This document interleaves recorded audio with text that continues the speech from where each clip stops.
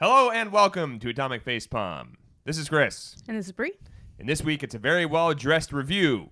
Played in full. Middle-earth. Shadow of War. Still hung up on the well-dressed part. Well-dressed. Sure.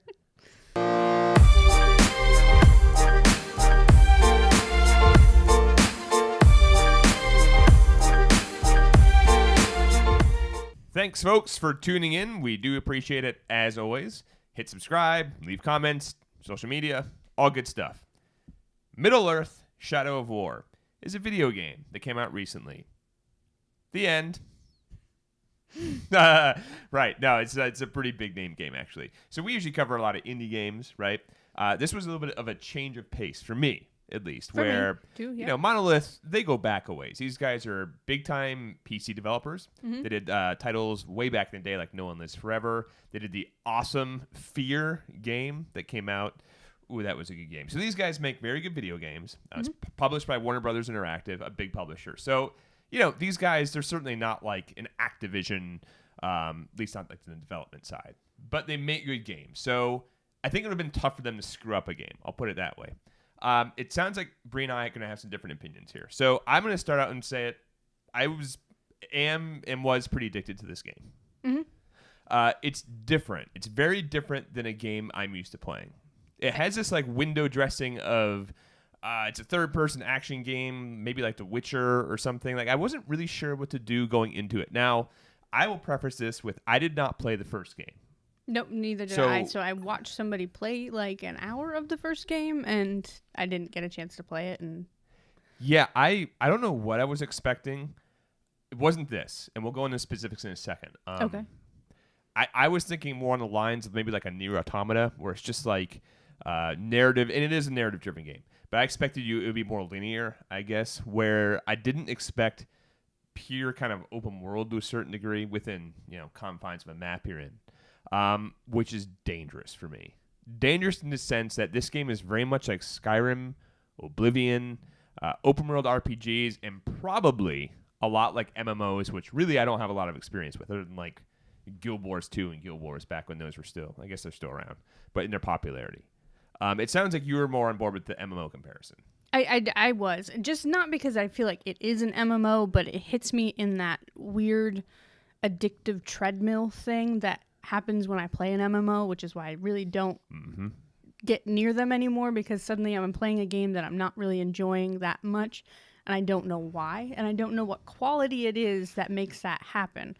Where and I think that's a little deeper into this discussion of this game for me to kind of flesh that out, for me to say what it is that has. I do enjoy the combat of this game. I was very addicted to this game, but when I'm playing it, I'm enjoying it. When I step back from it the next day and the next morning, it's kind of like a guilty pleasure game where later on I'm like, but what was I getting out of that? Where was the meat of it? What was the... And it just, I can't answer that question. So I like the game, and it's a good game. But when I step back and go, well, how do I review this game? What do I really want to put down on paper or in video about what I have to say about this game? And I can't say a huge amount of good things. There's a lot of things that keep going. Really? Oh, okay. Oh, I didn't like that. I didn't like. And the more I played the game as well, there started to be things that really stood out for me. I really enjoyed the whole Batmaning around, because so you're. And I don't, again, neither of us played the first game, so I don't know how much of this was in the first game, but, you know, just that whole open world, you know, going from place to place. That's very similar from what I understand. Yeah, just Batmaning around and, you know, jumping down, killing guys, stealthing around, stealth kills. Yep. I'd say that my number one favorite thing about this game is when I'm walking up on somebody and in stealth mode, I suddenly draw out my dagger like I'm about to stab them. That feeling is just like, I could do that again and again. I could stealth kill forever in this game and just love it. Yeah. To kind of summarize here, let's give a quick description, at least how I see it. This is a very light RPG where you have stats, right? You have a skill tree, not really a tree, more like a skill line, I would say. And they each branches a little bit, Well, the branches are 3 little optional things off of each main skill you can acquire. You can only have one of those active at any time, which I didn't realize, so I spent points and kind of built out the first 3 and didn't realize, oh, well, I should have just spent points on one I wanted to keep.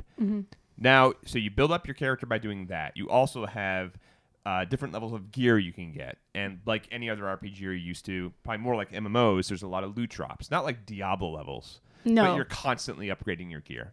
And when you get your gear, that then can boost up your health, your power, your stealth through, attacks, right? And some gear, as you get better and you get the epic and legendary gear, that actually will have something like when you kill somebody with this, it'll poison them for 15 seconds. Yes. Typical RPG kind of Yeah. looty. And again, from gear. what I understand, similar to big time MMOs such as World of Warcraft, right?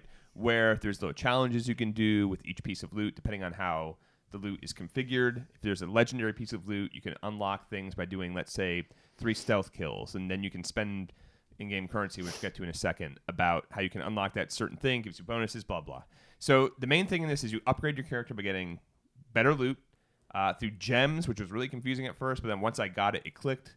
There's just a gem system, and I didn't realize you could use the same gem on like 5 different pieces of equipment. You absolutely can. I thought you could only use 1 gem per piece of equipment. So if you have like 1 wealth gem, you can spread that out across every single one. You can equip the same type of gem or the same one. The same gem again and again, but it disappears. Yeah, that's what I don't get. So there's still parts of it that are weird to me. Are you sure you didn't just have more than 1 gem? No. I don't understand. Well, I'm sorry. I mean, unless it's a glitch in the game, which is very possible. But I didn't try. So, it shows you your gems and you get different tiers of gems. And as soon as you equip the gem to the piece of gear, it went away. It said I had 0 gem. Oh, unless I had several gems, which I did. At some point, I had 3 red gems, and I equipped all 3 red gems. I mean, it's possible. That could be. I was like pretty certain. Okay. I mean, again, there's some sort of gem system that yeah, may or may not be confusing. As you're seeing, the gem system is a little convoluted. Despite, I think they tried to make it simple, but it came out a little weird. It's very simple. But now I'm confused. So character progression is basically that. You get a ton of skill points, probably more than I would have liked. I feel like you're leveling up your guy every 10, 15 minutes, if not less. And from there on, it's really just you explore the world. There's tons of different missions you can do of varying capacities. Yeah, so there's missions where you can take out the warlord and like destabilize the area. There's missions where it's kind of like you've got to, choose between 2 warlords that are fighting against each other. There's ones where it's like an online vendetta mission. Yeah. Where it's like you go into someone else's game and do a quick thing. You don't see that part was a little. I liked it, but you don't really go and help the person. You just go and kill the guy that killed them in this little tiny arena. Yeah, so it's basically it's giving you, go in and kill, but then you also have certain requirements that help you. If you meet those requirements, then you get more loot from the whole thing.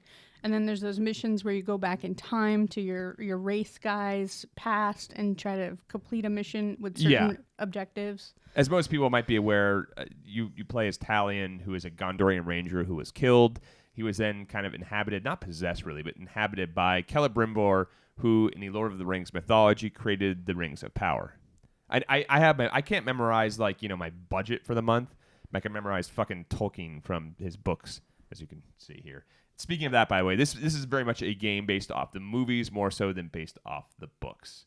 It has this same exact motif that you see in the movies, same type of character types, but still Tolkien-esque. Mm-hmm. Sure. And they try and stick to the lore where they can with some creative differences that feel like they're appropriate for what you're doing. It's fun. No complaints there. In fact, that would actually one of the game's strongest points is how much it feels like you're playing the movie to a certain degree. For me, a lot of people compare Talion to Aragorn. I compare him more to Boromir, honestly. He's got something in his eyes that looks like Aragorn. Really? That I thought it was Boromir. No, I'm not saying personality-wise. I'm saying the way he physically looks. There's something where I feel like they took maybe his eyes or the bridge of his nose or the hair. So he'll turn in a way, and I'm like, that's an Aragorn clone. But personality, that doesn't matter to me. Whatever. He really doesn't have much personality, honestly. No.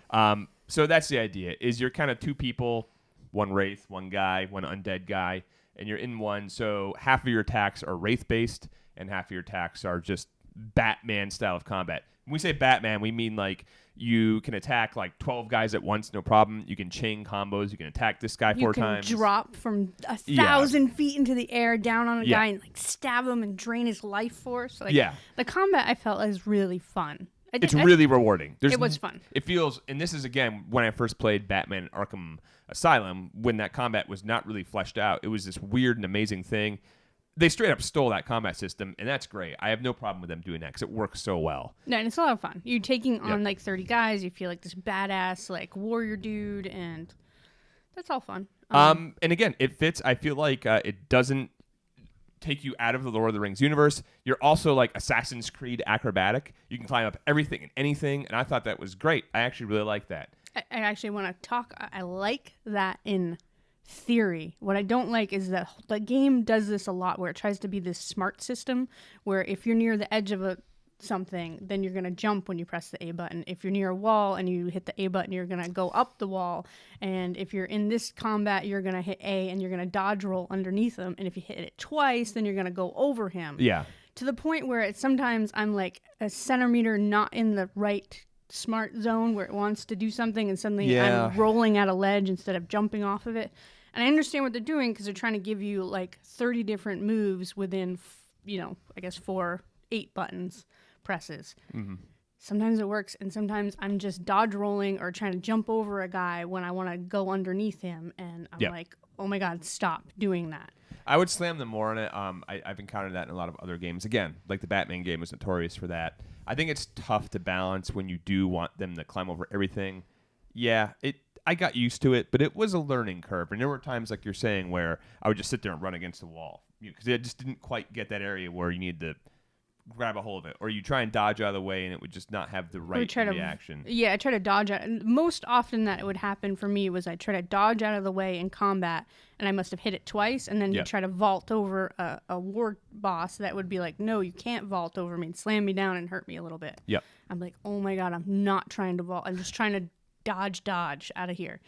Well, speaking of that, one of the main parts that was marketed heavily for this game, really more so than really takes place in the game, was this Nemesis system, right, which they expanded on. Again, I don't know how in-depth the first game was, so I'll leave that to the side. But in this game, the real Nemesis part of it, which is where you can dominate guys eventually and control them, comes kind of later in the game, depending on how far you're going through the story. And for me, I'm like sidetracked you got. Yeah, that's the problem. I'm like 30 hours in this game, and I just got to that point where I could actually dominate and recruit guys in my army.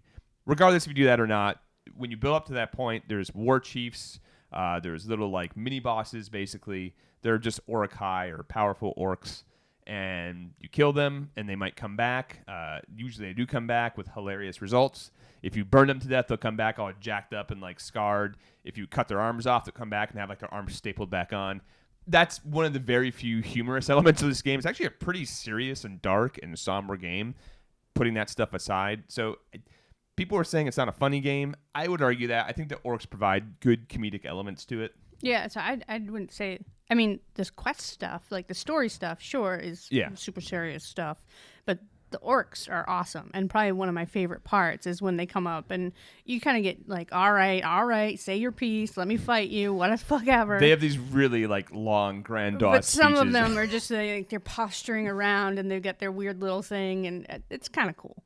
One of the things I really enjoy is you get a low-level orc, and he'll go on like this 5-minute rant with his buddy cheerleader, being like, "He's gonna kill you now. Oh, he's gonna use your guts as a spittoon." And then 2 seconds later, you cut his head off. Yeah, like no problem. There are great stuff like that. And there's also times where two orcs will fight each other, and you can just watch them fight each other if you want to. You can intervene. And there's always these challenges you can do where you can go and fight them, and you can then humiliate them. It's this really cool system of, do I want to screw with them? Do I want to like beat them? Eventually, you get this conundrum, which I think is one of the stronger parts of the game, which is why I wish they introduced it almost right away, which is when you can dominate an orc, you take him to your side, you can use him for missions for like sieging castles, but you could also kill him and get really good loot. And that's that constant risk. Do I want to recruit this guy or do I want to kill him and get a good sword? I like that. Again, I think it comes a little late in the game. Yeah, it really did. Well, I think that part of the problem is I got really sidetracked. I really like the killing and the combat and sneaking around the city stuff. And so instead of beelining it from quest to quest to quest, I like tried to complete my map. Yeah. And check off every single dot. And then I'm like, I have done nothing. Yep. Do this stupid running around thing. And then I tried to focus more. And at that point, I think things for me personally started to get a little stale. especially in the combat. And then I'm starting, and that's the part where I start to get Yeah. to have so many different skills. It's like double press this, do that, and it's like not working in the way I want it to, and I'm getting kind of frustrated. And I'm like, okay. I would keep playing this. Unfortunately, there's again a lot of games coming out. 'Tis the season. I'm addicted to it. I would keep playing it. It's a strange dichotomy to play Divinity 2 and then play this game. You want to talk about two technical role-playing games that could not be more different than each other. And I think they stand by themselves well. I like this game a lot. I really do. This is a great game. It's just, there's something about it where you play through it for 30 hours and you go, it kind of just is the same thing over and over again. Now, luckily, that same thing is pretty good. Mm-hmm. I do really enjoy sneaking around, stealth killing. That's fun. Like, somehow that's just rewarding. I don't care too much about the loot. I don't care too much about the gems or all that. And I really wasn't grabbed by the story in any way. Really? I thought the story was one of the better parts. Really? I felt like I didn't have choices to make. It's like, and this is where I think the MMO thing comes more, is it's like, go kill those guys. Follow me now. Go over here. It's like, where's my role? I'm nobody. I can't be this character, so. Yeah, it's not role-playing in the sense you get to decide what character class you are or anything. It's like, you have the same skills and you can buff them up, but really you're...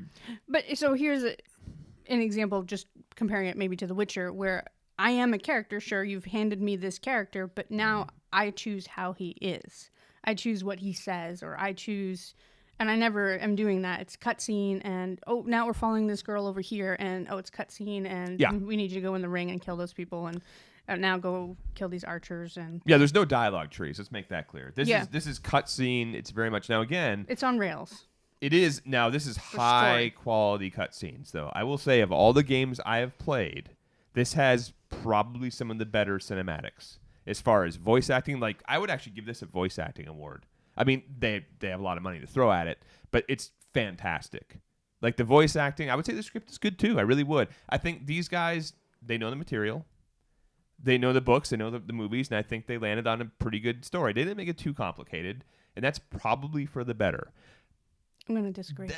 I would say I just came out of Divinity where I saw somebody heard somebody voice act a chicken in a way that I didn't even know was possible. And so coming off something like that where there's just so much amazing voice acting, I can't. Sure, there's big cinematics, but it worked for me. I think maybe just because I'm a Lord of the Rings fan, and it served me. It served me well. I have no complaints about that. If you're gonna find the thing I love and get me stoked for it, and this is what like the Dawn of War 2 series did for Warhammer. It's like they found what worked for it, and they didn't break it. They arguably made it better. Yeah. And that's what they did with this. They took the core elements of the books, the movies, and they made what feels like an extension to both those things. So it will appeal to you. And if you like, who didn't like the Lord of the Rings movies? There are a few stupid people. If you're one of them, your present company excluded. But the movies are great. And this takes what makes those fun. It's like the kind of outlandish combat, the weird sort of lore. They take the big elements like Nazgul, ring wraiths, kind of the same thing there. But it takes all the stuff that I liked from the movies, and you get to be a part of that.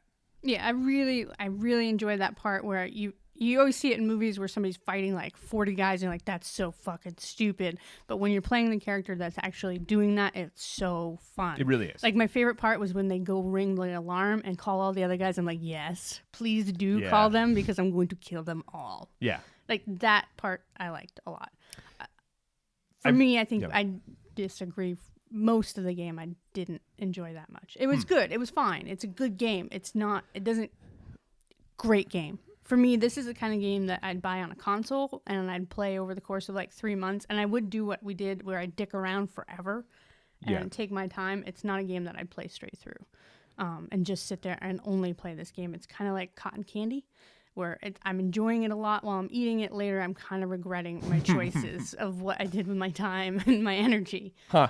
I don't think I go that far. I will say, if you're a completionist like I am, this game is going to be detrimental to your health, because this is full of those little collect 0 out of 6 memories in this one legion.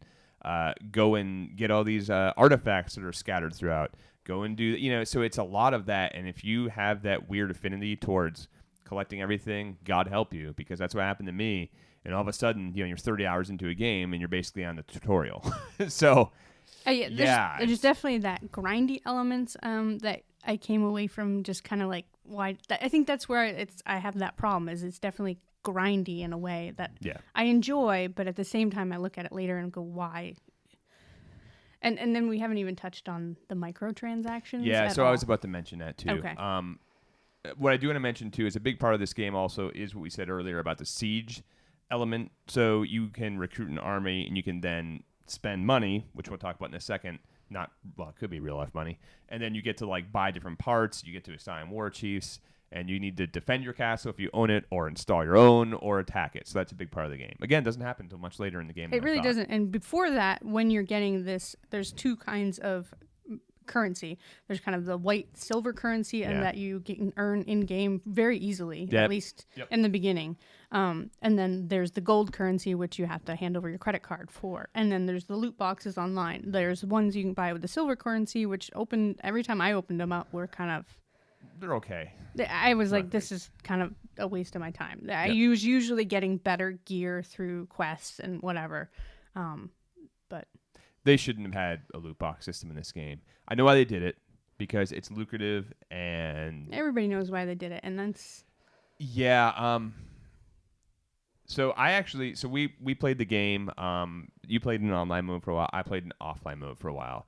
I would actually recommend, this is real advice, play the game in offline mode if you can. And that way you won't even be tempted to go to the store, because going to the store removes all of the fun of the game, honestly.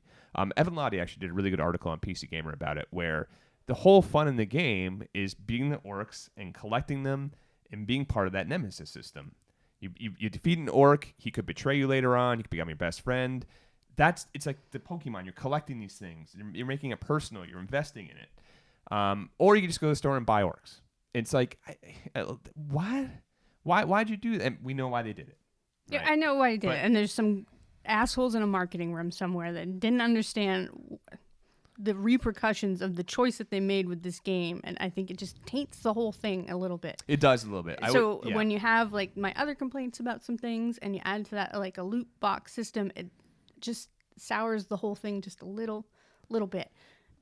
Yeah, it's pay to win, honestly, if you want to do it that way. You can. One of the most egregious things I saw is you can spend money to get a 10% XP boost for an hour. Why? Which makes sense. So I'm okay with that stuff when I earn the currency, because I saw that you could buy some of those similar things with the silver currency. It's when you buy it with the gold currency. And this is where the MMO thing is coming back for me.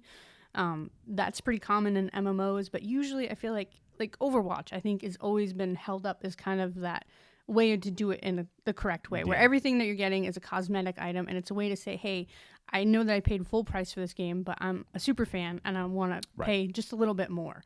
Like when they released the Mercy Halloween costume, I think it was the only time I ever bought loot boxes through a game, and I was just like, I need that Mercy costume so badly that I will like buy $20 of loot boxes. And I learned my lesson, and I said, don't be stupid. Or when a game is free to play, and the only way that it's supporting itself is through cosmetic items, like that cat collector game. Nico Atsumi, I think I bought, loot boxes in that game. Not anymore. This game, if you buy loot boxes, you get better gear, you get rare gear, you get common gear, you get rare orcs, you get better orcs. It's, it's a shortcut. There's a funny little meme we saw online where it's like, you showed it to me, where the little image is like old-fashioned cheat codes. It has like a Prima strategy guide and a bunch of codes. Like codes that you changed, through class. You'd give them to your classmate, these codes, go put it in. Uh-huh. And now today's cheat codes are your credit card numbers. And this is unfortunately a big part of this game. If you want to, you can dump money at it and you can beat this game pretty quickly. And you get probably a lot of the best stuff way before you should. And it's frustrating. And again, I think I enjoyed this game perhaps more because I didn't go that route. Well, I just stayed offline the whole time. You're not even tempted. Sure. I don't know if I'd be tempted. I just... It just feels weird. It's like... I don't know. Yeah, like you said, it feels antithetical to the rest of the game. I feel like they had a very strong narrative. They had a good choice. The Nemesis system, they've expounded on it, is awesome. I love it. But then you throw in the microtransactions. And again, this is a $60 game. This is not a free-to-play game where you're just dumping money into the cosmetic items. Nor is it a game that's maintaining an online atmosphere with consistent rollouts of patches and whatever that come for free and they need to pay for it. So there's really no reasoning on paper to say why they've included microtransactions into this. It's just, and I think everybody knows that. There's not a person out there that's like, oh, they need this money. We know Yeah, I can just see this happening. I could see the division where you've got like the developer side, and they're like, we're going to make the game this way, and you've got the publisher side. And they're like, yeah, but what about the microtransactions? What about the loot boxes? People love loot boxes. We need loot boxes. And they're like, but what? Like, we're putting orcs against, put the orcs in the loot boxes. I can see that happening, you know? I'm sure. And maybe it didn't go that way, but it just seems more and more that was probably the case. Yeah. So it's a bummer. And I feel like I've been very negative on this game. It's not that it's just not a great game. It's not like blowing my socks off. It's a good game, and I do enjoy it, and it's fun. It's just not. For me, it's not. And I think that's a disagreement here. I think you enjoyed it a lot more. Game. I really do. I think despite some of those flaws, it's a fantastic game. I have a lot of fun with it. I would play it right now. I might play it some more. I would say for people who... I think this is one of those rare games that appeals to a slightly hardcore crowd and a pretty medium core crowd. Mm-hmm. It's a little much probably for people who are not used to role-playing games or action games to pick up. But after the first few hours, you'll probably be fine with it. I think this is a game I would recommend to just about everybody, honestly. But again, I would hazard that recommendation with avoid the store. Don't give in. If you're one of those people that would spend money, don't do it. Just try and keep yourself away. Unplug the LAN cable if you have to. Disable the wireless. And play the game offline. That's my recommendation. Sure. I was not tempted by the store, and I did kind of enjoy those online vendetta quests. Yeah, they're fun. Just because they had like certain, trying to challenge me, whatever. And it was a different, you popped into a different world. I didn't mind those. I don't think you'll know if you're tempted by online microtransactions or not at this point, I think. So well, if you are, God help you. You're going to spend a lot of money. Stop doing it. Just stop buying microtransaction things. Make this go away. Like boycott microtransactions. No, it's not going away. I know it's not, but... No. Yeah. I know it's not, but that's my piece on that. And I would definitely recommend buying it on a console. I felt like this was a console game to me. I actually played it with the keyboard for quite a while, and I did like the keyboard, except for it's not really meant for the keyboard at all. And so certain things, like you'd have to find hidden text on a wall. Yeah. That you would have to do with 2 keys. That does not work on the keyboard at all. Yeah, I was wondering about that. Or you'd have to rotate something to find a memory from... Shelob. Yeah. Yep. That did not work at all either, really. Oh, speaking of Shelob, that was the one part that seemed a little weird. She's a hot chick in this one, but also a spider. That was a strange decision. I don't know what they were doing there. I don't think that has any root in any sort of Tolkien lore that I know of. Hey, it could be wrong, but I'm pretty sure she was always just a spider. Yeah. Anyway. It's a pretty common, thing where a spider is a woman. Is a hot woman. Spider. Well, because she's I guess like Widow from Overwatch, right? Well, yeah, it's just a very common mythology kind of thing. So I see where that came from. They made it literal. It's much easier to have a character walk around and talk to everybody than a giant spider. That would have actually been pretty weird and funny if I'm sure they tried it. Like, maybe just make her a hot chick. Like, cool. I don't think she actually is a hot chick. I think that she just has the magic, to manifest and kind of lure them in. That's why it's a spider, because she kind of lures them into their web by looking. Okay, differently. Well, maybe it wasn't as super. I'm not sure that I don't know that it has anything to do with lore or is canon or any of that. I get where they got that from. Yeah. No, this is a pretty looking game. You can probably run it on anything. I have a GTX 980 and I was able to max out every single setting, and it looks fine for the Phoenix engine. Not a gorgeous, amazing game, but certainly a game that you could probably run with a very low powered system and still get a lot out of it. You're in the trenches with the orcs, and they're wandering around orc places. It's not pretty because the world in that area is not pretty. You know what I mean? But for me, the best parts of the game were really what they advertised, which is the Nemesis. Nemesis System is a lot of fun. It's great developing these mini rivalries with orcs. The orcs have a lot of personality and flavor. They're randomized, but it works very well. It's a very fun game for me. I really would recommend it. It has flaws, no doubt about it. Mm-hmm. Yeah, I recommend it. I mean, I do recommend it. It's not the kind of game that I think you play straight through. I think it's a fluff game, here and there. And Sure. I'd say the combat was the highlight for me. I really enjoyed the combat. It's so fun. And the orcs are really, I think, the fun part of it. There's got to be like 60 different voices for these orcs too. Yeah, there were so many different personalities, and like I'd see guys on your screen that were completely different. That like the randomizer or whatever it is that's going on with the orcs is really good. Yeah, because they're all like they'd come back later. And now they're mad at me. I love when they ambush me. I'd be walking around in like cool. half health, and all of a sudden this kind of shitty orc would ambush me. I'm like, fuck, he actually might kill me. Yep. And I think they handled death great. I'm pretty sure they did this in the first one too, where there's no save points necessarily, which threw me again. I wasn't really ready for that. The idea is you can die as much as you want because you're an undead character. And you just respawn like at whatever the nearest point was. Like they have these little towers you can respawn at, or little like starting points, and the world remembers. So a little piddly old little orc can kill you, and he becomes a champion because he kills you. Yeah, he gets a name suddenly, and he becomes higher up. I mean, that whole system is very fun. It is. Yep. So yeah, I would say I would recommend it to pretty much anyone. I don't regret playing it at all. Tons of fun. I'm sure. Yeah, good game. Okay. Good luck and have fun. Right, the outro. I totally spaced on that. I know. I don't know. I was listening to the dog snoring, which hopefully you can't hear on the camera. Do you want me? I can do the actual outro. No, that's You're good. All right, good. Okay. That's it. It's stumbly and weird.